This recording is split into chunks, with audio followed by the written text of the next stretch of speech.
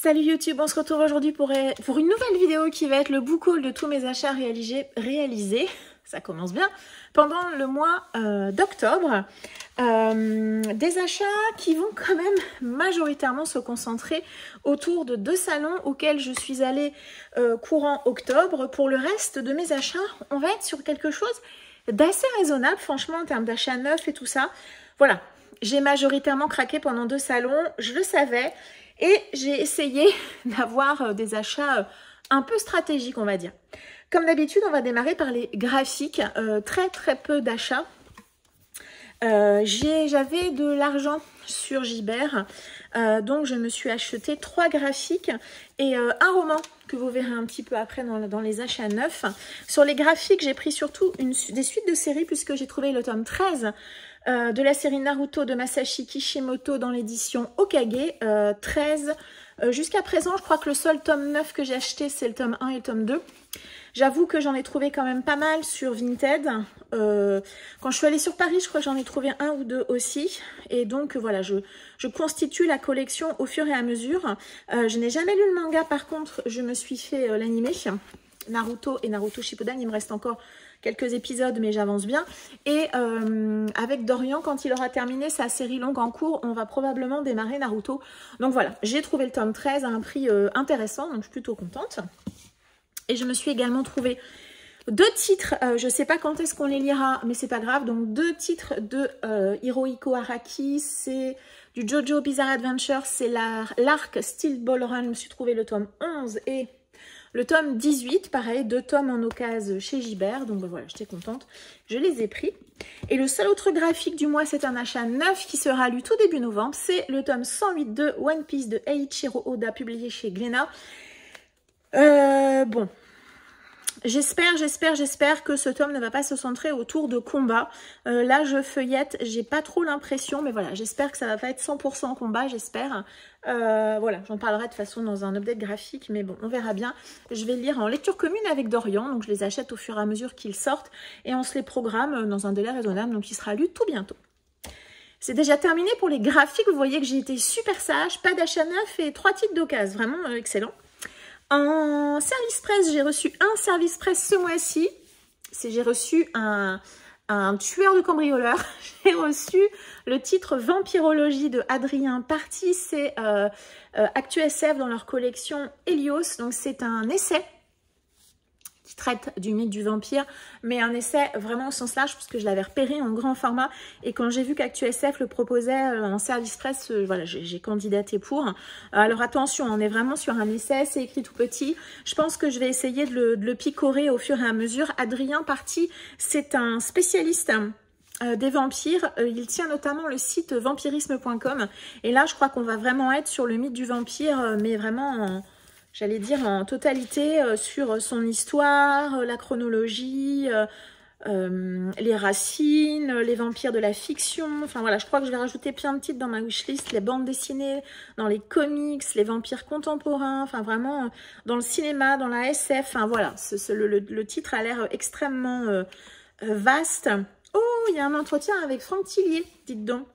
Bref, voilà, je pense que je vais... Alors, je vais pas le lire d'une traite, clairement. Je pense que je vais le garder sur mon bureau. Et je pense que ponctuellement, comme ça, je picorerai quelques titres. Quelques pages, voire quelques chapitres. Ça a l'air super intéressant. Et en tout cas, moi, je suis absolument ravie de l'avoir reçu. Les Ulule que j'ai reçus ce mois-ci, j'en ai reçu 2. Donc, j'ai tout d'abord reçu le dernier titre de chez Twinkle, Quand l'aube sera d'or de Laetitia Arnoux. Ce qui m'a plu dans ce titre, c'est qu'on avait l'air d'être dans une ambiance un peu Gatsby magnifique. Alors, je n'ai pas aimé Gatsby le magnifique, ni le film, ni le roman. Hein. Je suis encore une unpopular opinion. Le titre ne m'a pas touchée du tout. On est en 1926 aux États-Unis. Voilà, c'est ça. On parle de jazz, comment ça s'appelle, de personnes avec un peu de moyens. Il y avait aussi un très joli petit sticker et comme très souvent un marque-page.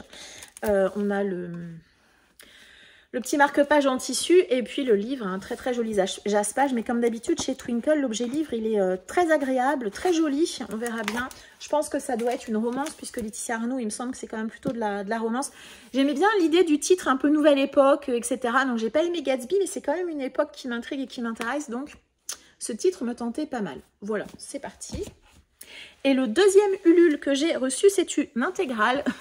Je me suis acheté l'intégrale des pérégrinations de Lady Vinchka. C'est de Astrid Sterrin, c'est de l'auto-édition. Voilà, alors voilà, on n'a pas de jaspage, mais l'objet livre, il est absolument magnifique. Ici, ce qui m'a plu, c'est que déjà, c'est une intégrale. Donc, il y a les 3 tomes à l'intérieur. J'ai une jolie petite carte. Un marque-page, le livre est dédicacé. Le papier est de bonne qualité et on est sur un livre un peu d'aventure avec une jeune femme. Je sais pas, ça m'a fait l'impression d'avoir des vibes à la Indiana Jones. Alors je pense pas du tout que ça soit Indiana Jones, hein, mais voilà, je sais pas, l'ambiance m'a fait penser à ça. Donc on a, hop là, je vais y arriver, quelques illustrations qui parsèment le titre. Décidément, je la remettrai après la carte, ça sera plus simple. Et puis voilà, on a les chapitres sont comme ça. Le papier est de belle qualité. Voilà. Donc, je ne sais pas pourquoi ce titre m'a plu. Steampunk, aventure, une jeune femme de caractère pour l'époque.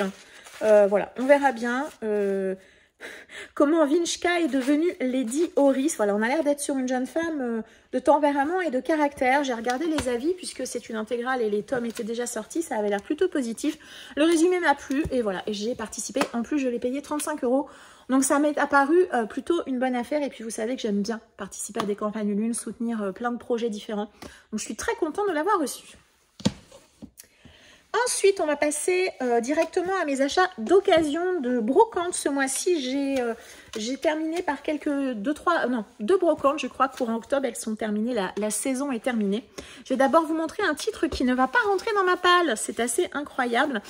Puisque j'ai eu la chance de trouver cette intégrale, non pas du tout, ce hardback du tome 1 de Dune de Frank Herbert. Alors si vous me suivez depuis un petit moment, vous savez que j'ai lu le tome 1 et j'ai abandonné le tome 2, mais le tome 1 m'avait beaucoup plu et j'avoue que j'ai toujours pas l'intention de poursuivre la série Dune, mais je suis vraiment très très contente d'avoir trouvé ce titre vraiment à un prix ras des pâquerettes.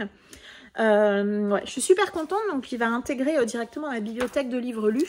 Et puis d'ici peut-être 10 ans, 15 ans, si un jour on me reprend l'envie de redécouvrir Dune, je le relirai dans cette très très jolie version. J'ai pas vérifié la traduction, si c'était la même ou pas, ou si ça avait été retravaillé un peu.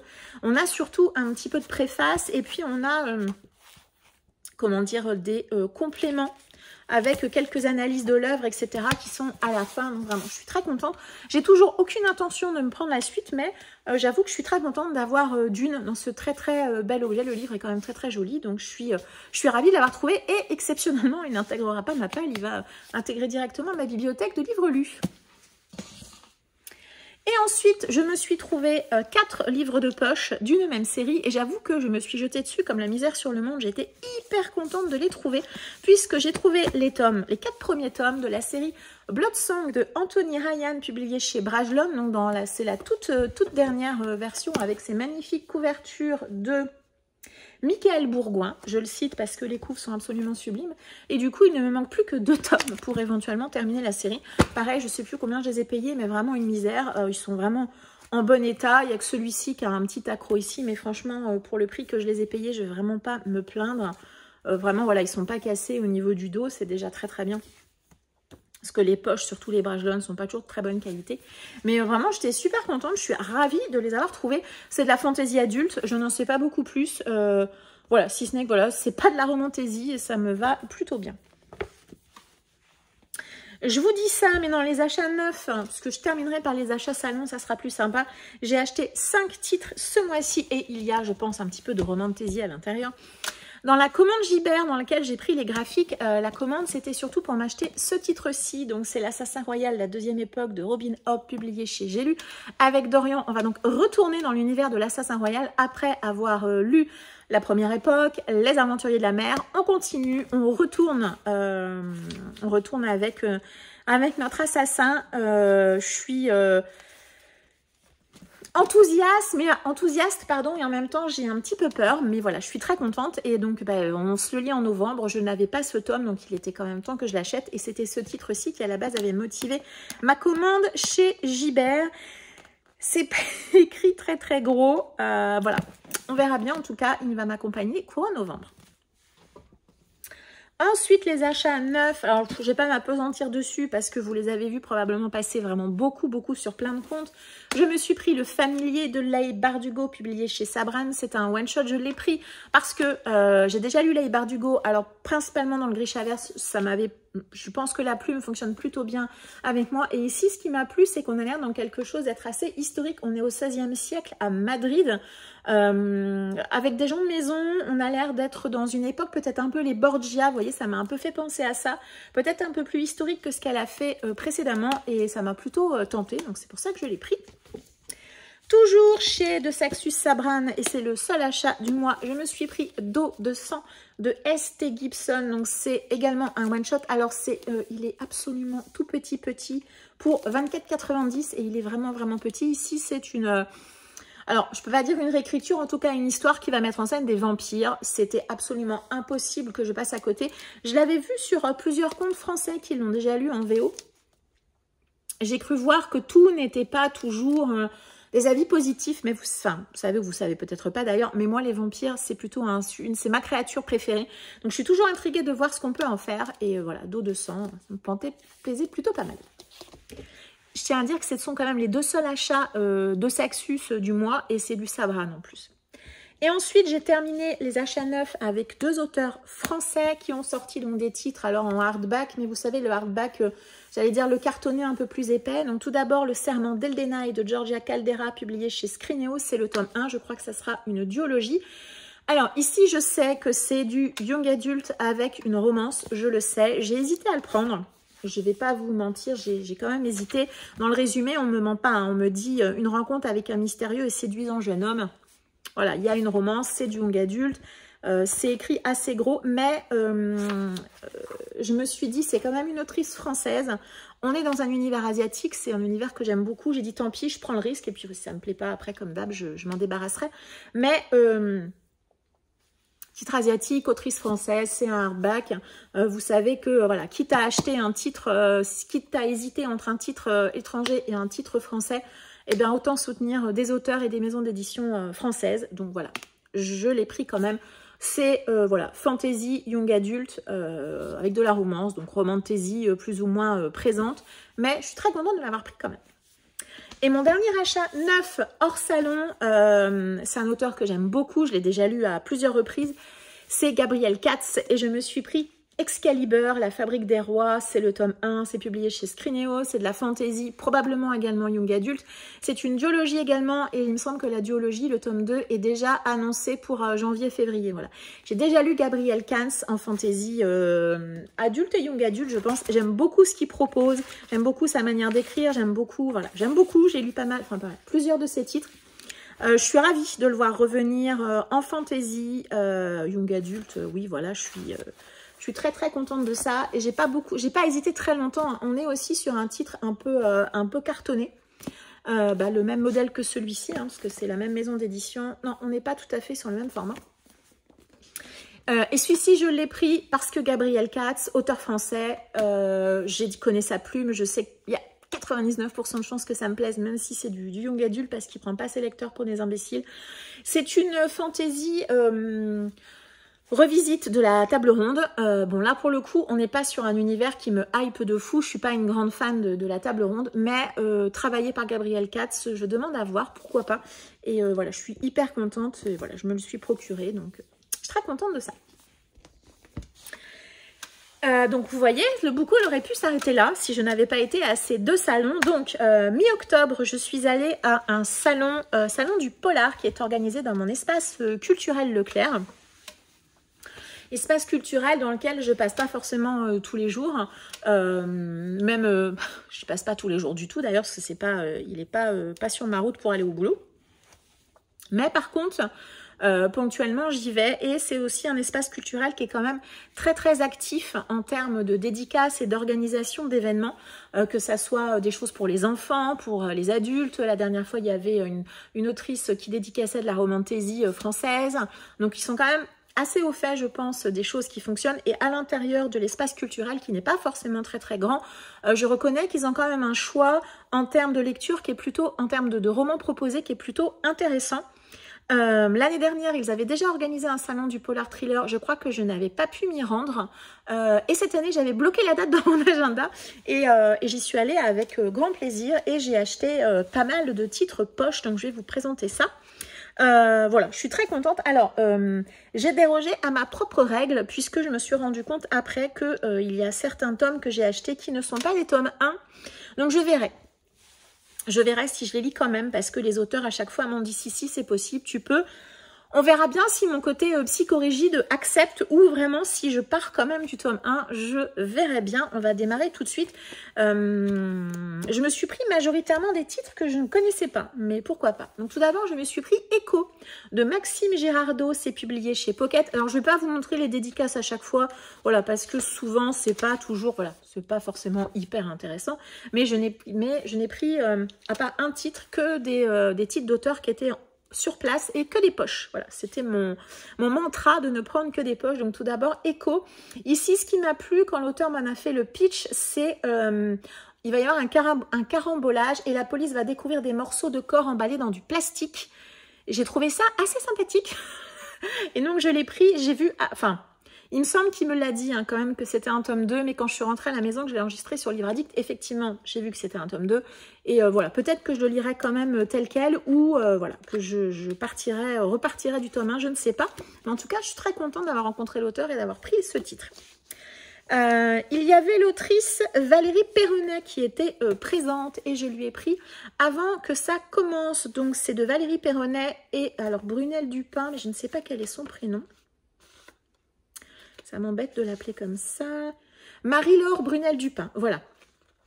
Et alors là, ce qui m'a plu chez elle quand elle m'a pitché son roman, c'est le fait qu'on allait mettre en scène Mina Lacan, qui est donc une jeune femme qui est une des premières, comment ça s'appelle ? Une des premières profileuses en France. Donc je trouvais ça assez intéressant de mettre en avant une profileuse. Je suis pas la plus grande lectrice de thriller du monde, mais je n'ai jamais lu en tout cas ce type de personnage. Et ça a l'air, en tout cas de ce que m'a dit l'autrice, ils se sont quand même fort inspirés de l'histoire et de la carrière personnelle de Madame Brunel Dupin, qui est elle-même profileuse. Bref, vous avez compris l'idée, ça m'a bien tenté, c'est pour ça que je l'ai pris. Et elle vendait également un titre que j'avais vu il y a vraiment très peu de temps, qui n'a rien à voir avec les thrillers polars, mais je l'ai vu, et je l'ai vu quelques jours avant sur la chaîne de Margot Liseuse. C'est La Maison Poussière, donc de Valérie Perronnet. C'est publié chez J'ai lu, et elle l'a pris quand même, parce que c'est un titre qui a eu des prix, je crois, enfin qui a eu une petite hype, et elle l'avait pris quand même. Alors que c'est pas du tout du thriller, le titre est assez court et je crois que Margot Liseuse, ça avait été une bonne lecture, voilà, pas forcément un coup de cœur ou autre, mais une bonne lecture. Et moi le pitch m'avait quand même pas mal plu puisqu'on va suivre une jeune femme qui va aller dans la Maison Poussière, une vieille bâtisse qui est à Montréal. Et donc elle va s'installer dans cette maison. Donc je pense qu'il va y avoir un mystère ou toute une histoire autour de cette maison. C'est un titre qui effectivement que j'ai vu tourner et je l'ai vu chez Margot, ça c'est sûr. Après, est-ce que je l'ai vu sur d'autres comptes, je ne sais plus. Mais en tout cas, quand je l'ai vu sur la table de l'autrice, ça m'a parlé très très vite. Et donc, bah voilà, je l'ai pris également. Rien à voir avec le polar, on est bien d'accord. Ensuite, j'ai pris un titre de David Bello. Je lui ai pris Mon ami Charlie, c'est publié chez Tornada. Et alors, ce que je ne savais pas, c'est que David Bello, il habite pas très loin de chez moi. Ça m'a beaucoup fait rire. Et je l'ai pris parce que, alors on est sur un thriller forcément, et l'auteur place ça pour partie dans la région dans laquelle je suis, donc enfin, dans laquelle il est également, et ça m'a plutôt fait rire. Ici, on va suivre... Il va y avoir un drame dans lequel vont être impactés 2 adolescents de 14 ans et on va retourner, donc le temps, il va se passer quelque chose quand ils ont 14 ans et on va aller 30 ans dans le passé et on va, bah voilà, a priori, il va y avoir à nouveau un nouveau drame. Voilà, j'en sais pas plus, la manière dont il m'en a parlé m'a plu, le fait que ça se passe Dans ma région, je me suis dit ça peut être sympa, voilà. Et des tornadas, j'en ai déjà lu et à chaque fois c'était plutôt des lectures sympas, donc j'étais contente de le prendre également.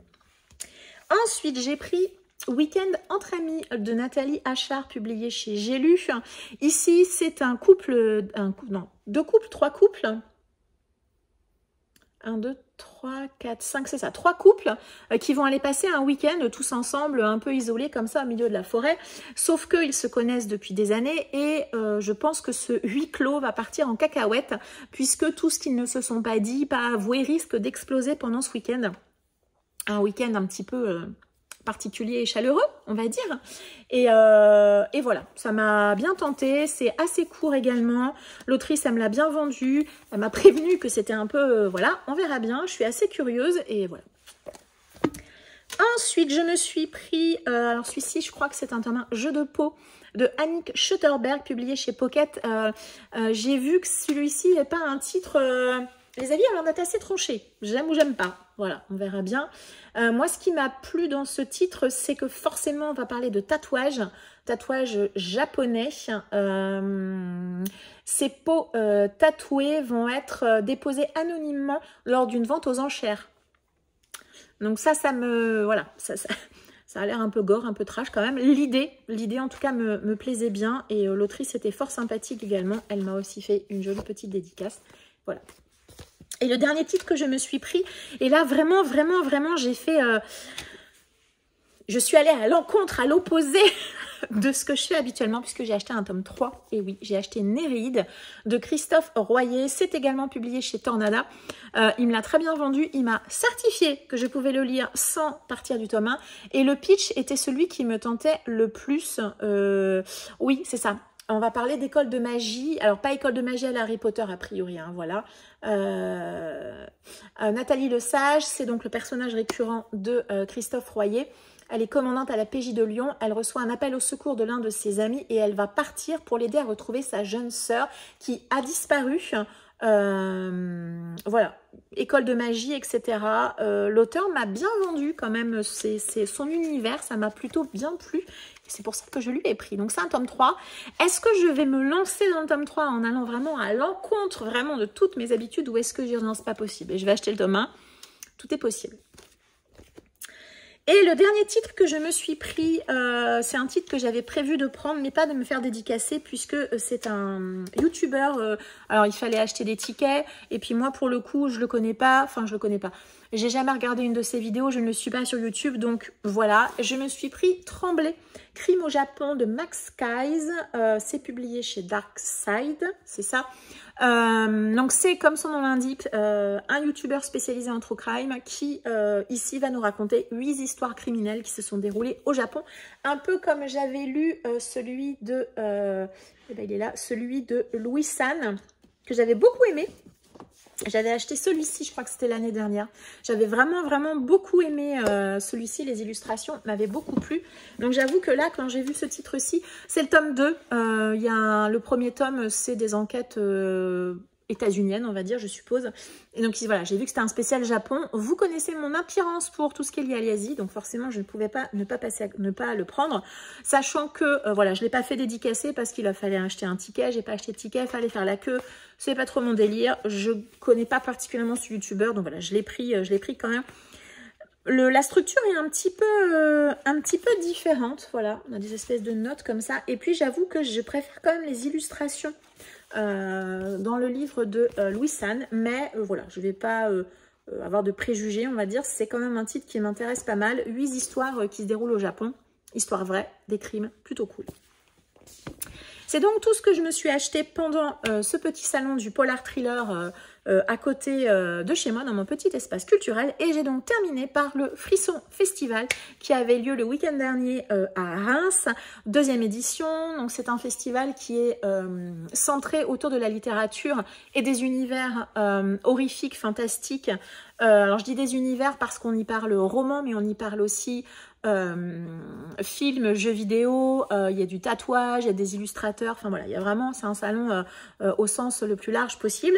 J'y suis allée avec grand plaisir avec Laurent Lado Vintage et Jennifer, sa cousine, que je retrouve pour chaque salon et c'est toujours très sympathique. Voilà, j'ai acheté 8 titres et je vais donc vous les présenté. Quasiment tous, j'ai acheté quasiment tout ce que j'avais prévu d'acheter. Donc, il y a, je crois, il y a un seul titre qui n'était pas... Non, 2 titres qui n'étaient pas prévus, sur lesquels qui sont des petits craquages. Donc, je trouve que c'est plutôt pas mal. Je me suis tout d'abord pris une avant-première. C'est Des Aliénés de Nils Illigan. Alors, Nils Illigan, c'est celui qui a écrit... Alors, c'est pas prévu, mais il est juste à côté. Donc, ce titre-ci, c'est plus ou moins la suite de Unité 6 que j'avais lu l'année dernière, qui se passait dans un hôpital psychiatrique. Et donc, il a sorti, c'est sympa, il a respecté le format. Je suis hyper contente. Et donc, il a sorti une suite qui est donc Des Aliénés. Alors, je dis une suite. Effectivement, c'est une suite. Vous n'êtes pas obligé de les lire dans l'ordre, mais c'est un petit peu mieux quand même. Voilà, mais il n'y a pas d'obligation. Je pense que la seule chose, c'est que du coup, vous ne verrez pas les clins d'œil. Ici, on va être à nouveau, donc dans Unité 6, on était dans un hôpital psy avec un infirmier spécialiste en psychiatrie. Ici, on va être avec une youtubeuse, voilà, qui vont retourner dans l'hôpital de Unité 6 pour tourner une vidéo. Voilà, j'avais beaucoup aimé Unité 6, donc bah voilà, forcément, je ne pouvais pas passer à côté de ce titre. Ensuite, il y avait les éditions Faute de frappe qui étaient présentes. J'avais repéré plusieurs titres sur leur site, mais sur ce qu'ils avaient sur place, il n'y avait qu'un seul titre qui me tentait. Donc, c'est pas grave, je n'ai pris que celui-ci. C'est Slugs, Limaces de Sean Hudson. Sean Hudson, grand auteur horrifique américain qui était présent, qui m'a très gentiment également dédicacé. Mais bon, je ne parle pas forcément anglais. Donc, je suis quand même très contente d'avoir ce titre, Limaces. C'est un classique. Je n'ai pas besoin d'en savoir plus, je pense que déjà, voilà, la couve, savoir que c'est un auteur, un grand auteur horrifique, et on parle de limaces, je pense que tout est dit. Ensuite, je suis passée chez Violaine de Carnage, je lui ai pris 2 titres et je suis en train de me dire que je vais être embêtée pour vous montrer un des 2, mais je vais essayer de me débrouiller. Je me suis tout d'abord pris un petit slasher qui sera parfait pour l'été prochain. C'est Slasher Island, donc de Violaine de Carnage, c'est de l'auto-édition. C'est le titre qui était publié précédemment sous le titre de Screaming Boys. La maison d'édition, pour le moment, a suspendu la collection Carnage, donc elle a repris ses droits pour pouvoir le ressortir comme ça. Voilà, j'ai adoré les nouvelles que j'ai lues de Violaine de Carnage. Je suis très intriguée de découvrir ce titre que Laurent et Céline Lecture ont beaucoup aimé. Ils ont beaucoup rigolé. Voilà, Slasher Island, je pense que je sais à quoi m'attendre. Un slasher, Laurent m'a prévenu que c'était quand même très what the fuck. Donc, voilà. Et j'ai lu déjà Violaine, donc j'ai une petite idée de vers quoi je vais. Et je suis curieuse de le découvrir probablement l'été prochain. Et j'ai pris un autre titre. Alors, hop là, je vais le mettre comme ça. Alors, je ne peux pas trop vous le montrer parce que la dame, elle est fortement dénudée. Donc, j'ai acheté Gore des Alpes, donc de Violaine de Carnage, Valse sanglante. C'est une histoire où on me parle de Moyen-Âge, de vampires, de la comtesse Bathory. Ça me suffit et voilà. Donc, si la couve vous intrigue, je vous invite à aller voir sur Internet. Vous comprendrez qu'on est un peu... La dame est plutôt dans une mare de sang de manière très dénudée. Moi, j'ai déjà lu Violaine de Carnage. Je sais à peu près à quoi m'attendre. Attention, on est sur pour ces 2 titres-ci, quand même, c'est du très public, très averti. Attention, hein, vraiment, on est sur des choses un petit peu difficiles, un petit peu gênantes et malaisantes. Ayant absolument adoré Les Initiés de Frédéric Livins, que j'ai lu courant octobre, vous n'avez pas encore vu mon avis lecture, mais sachez que j'ai adoré. J'avais prévu de me prendre un titre et quand on est arrivé dimanche, il ne l'avait plus, désespoir, donc j'en ai pris un autre. Je lui ai pris Dette de sang, donc de Frédéric Livins, c'est de l'auto-édition, c'est un thriller fantastique, horrifique, je ne sais pas trop, je fais confiance à l'auteur. Un décès accidentel, une présence par-delà la mort, une série dangereuse qui tourne mal. J'ai adoré Les Initiés, vraiment, j'ai trouvé ça absolument super. J'ai eu un joli petit marque-page. Donc voilà, je voulais absolument lui reprendre un titre. Après l'avoir lu, donc j'avais lu L'Obscur. Cette année, j'ai lu Les Initiés et je pense que je ne le lirai plus en jeunesse, young adulte. Vraiment, il faut que je me concentre sur ces titres adultes. Je ne suis plus jeune, il faut que je renonce. Non, mais L'Obscur était un titre vraiment sympa, mais je ne suis pas le public. Et quand je vois comment j'ai adoré Les Initiés, je pense que vraiment, il faut que je me mette en tête que, voilà, il faut que ça soit la littérature adulte. Et celui-ci, je pense que ça va me plaire. Un des titres que j'ai pris qui n'était absolument pas prévu. Il y avait notamment les éditions Octokill qui étaient présentes. Je n'avais pas prévu de leur prendre de titres, mais ils avaient une petite panière avec des titres d'occasion. Alors, je dois bien avouer que j'ai pas pensé leur poser la question, est-ce que c'était des titres d'occasion parce que, par exemple, ils ont changé la couve, ce genre de choses, ou parce que le livre avait des défauts. Alors certes, il a vraiment des petits défauts, mais vraiment, je vais vous montrer, c'est rien du tout. Je me suis pris Mycelium de Christian Perrault. C'est un titre qui était dans ma wishlist. Ici, on va être en 2030 sur une base lunaire qui va accueillir ses premiers colons. Et on me dit... Après quelques mois d'occupation, l'inquiétude se répand sur Terre. La base lunaire ne répond plus. Les tentatives de communication restent toutes sans réponse. Du coup, il va y avoir une équipe de secours qui va être déployée. Ils espèrent pouvoir du coup comprendre ce qui s'est passé. Les prémices de la colonisation lunaire avaient déjà réveillé l'indicible. Donc, on va être peut-être dans de la SF fantastique, horrifique, je ne sais pas trop. Je dois bien avouer que, donc, honnêtement, il coûtait 17 €. Je l'ai payé 8 €. Donc vraiment, c'était une très bonne affaire. Et alors, bon, il a vraiment de tout petits défauts ici, là un petit peu. Franchement, il a vraiment pas grand-chose. Donc franchement, pour 8 €, même s'ils ont changé la couve, ça m'ira très bien.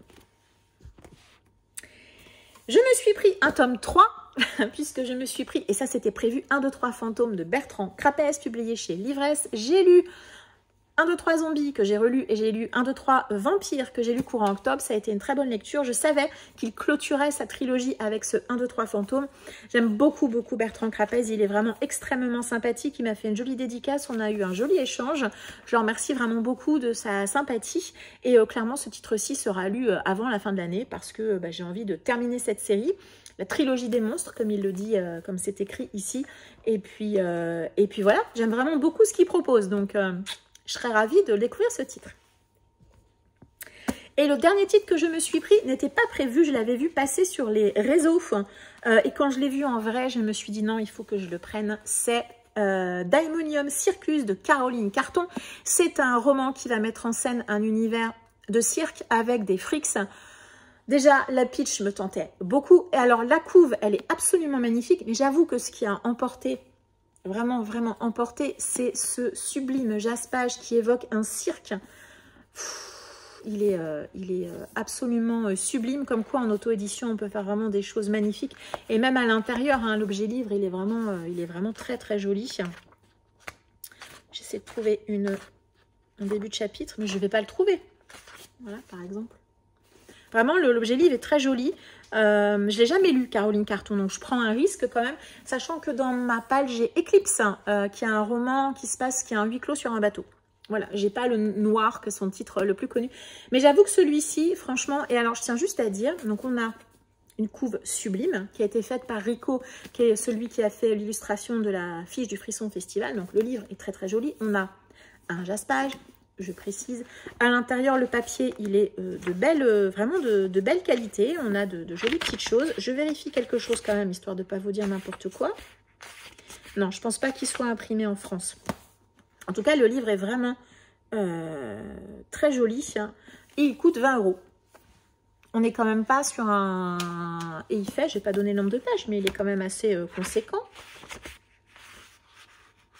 460 pages. 460 pages, il est à 20 €. Voilà, c'est juste pour dire qu'il n'est pas hyper excessif. J'espère qu'il va me plaire. Il faudra peut-être que je lise l'autrice quand même. Je pense que je ne vais pas lui en racheter d'autres avant de l'avoir lu, mais je suis vraiment contente de l'avoir acheté puisque le côté cirque et frics, c'est vraiment une thématique que j'aime bien. Donc, je suis très contente. Voilà, ce book-haul est maintenant terminé. J'ai pris un petit peu plus de temps, voilà, pour vous parler des titres que j'ai achetés en salon, pourquoi, comment, etc. Parce que, voilà, je ne vous ai pas forcément montré les dédicaces, il n'y a pas de choses incroyables. J'avoue qu'en salon, le plaisir, voilà, c'est d'échanger avec les auteurs. Et puis, voilà, en dehors de celui-ci, forcément, c'était exceptionnel avec cette panière de livres d'occasion. Tous les autres titres sont dédicacés, puisque quand on va en salon, l'intérêt, c'est quand même d'acheter des livres d'auteurs qui sont présents sur place. C'est quand même l'intérêt. En tout cas, c'est comme ça que moi, je préfère acheter mes livres. Bref, voilà, ce book haul est maintenant terminé. Ceux qui aiment les longs book hauls, j'espère que vous êtes contents. Retour Retour à mes habitudes, en tout cas voilà, principalement parce qu'il y avait quand même 2 salons, donc je me suis fait plaisir sur ces 2 salons. En novembre, je vais essayer d'être aussi raisonnable pour les achats, sachant que fin novembre, j'aurai le grand plaisir d'aller au salon de Wallonie qui est à Mons. Je suis hyper contente d'y retourner. L'année dernière, c'était chouette, donc voilà, je vais essayer de faire la même chose, d'avoir des achats raisonnables tout le long du mois et de garder toute mon énergie et tout mon budget pour Mons fin novembre. Bref, je vous remercie beaucoup de m'avoir suivi jusqu'ici. N'hésitez pas à m'indiquer si vous avez lu certains des livres dont je vous ai parlé aujourd'hui. Est-ce que vous aussi, vous avez été à des festivals, oui, ou à des salons littéraires courant octobre? Est-ce que vous étiez au Frisson Festival? Voilà, je vous remercie beaucoup de m'avoir suivi jusqu'ici. Je vous souhaite une très agréable journée et je vous dis à très bientôt. Ciao!